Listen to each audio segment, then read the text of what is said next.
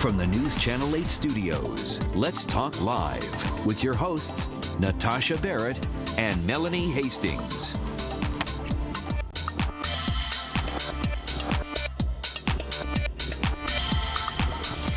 Learning for kids, it continues year-round, even in the summer months. So if getting your child to study or to do some schoolwork tends to be a struggle, you're not alone. Your child might have a fixed mindset, which can actually affect the performance both in and out of the classroom. Education expert Ann Dolan's with us now, and she's going to try to help us understand kids' mindset. Some people would say, no, they're just lazy. What do you say to that? Ooh. Not true. Really? Not true.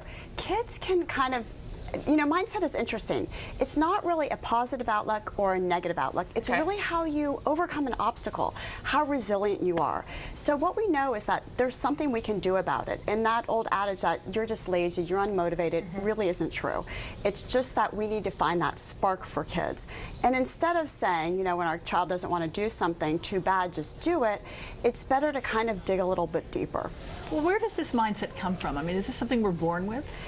It pretty much is, Melanie. It is. It's interesting, but it's also something that can be taught. So you definitely have a predisposition one way or another.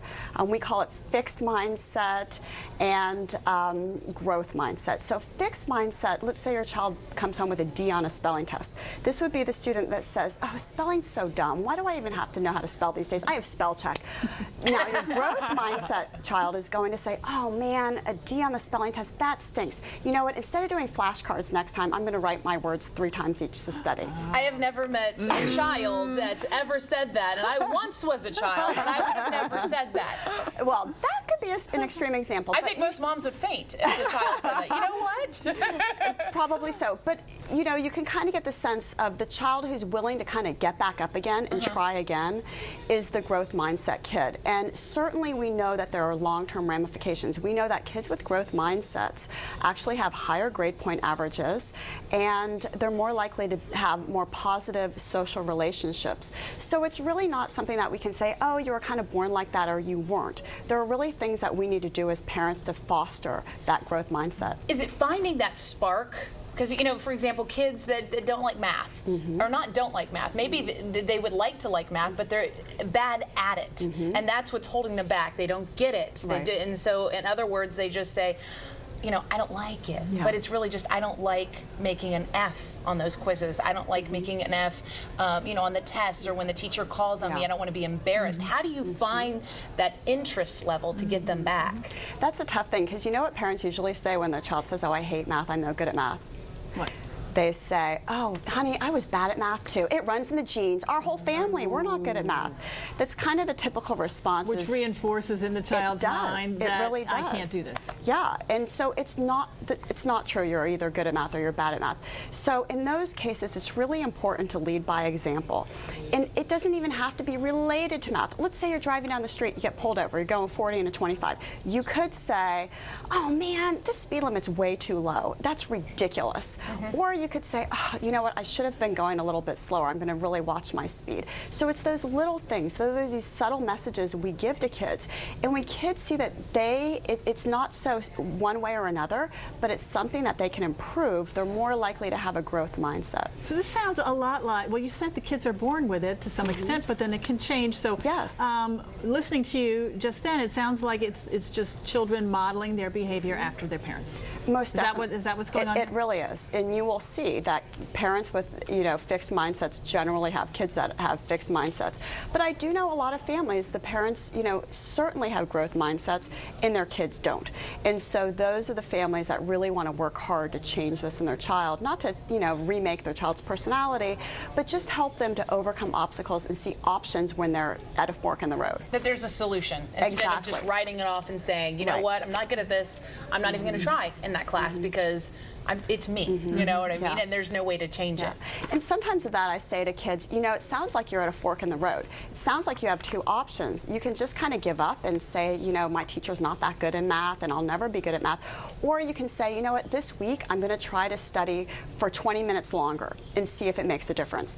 Even little things like that, you know, saying to your child, I think you're at a fork in the road, and talking to them about the options helps them really strategize and make better decisions. Now what about over the summer months? months. You always say there's this big lag that happens in learning between what happened when they leave off in June and they come back in September. What are some things that parents can do with their kids? You know, maybe fun things, maybe not, you know, exactly math or exactly studying. What can they do to kind of foster this mindset, this growth mindset that you say is so good to have? Well, the easiest thing, and it doesn't take any effort really, is just sitting down at the dining room table, sitting down and having a family meal together.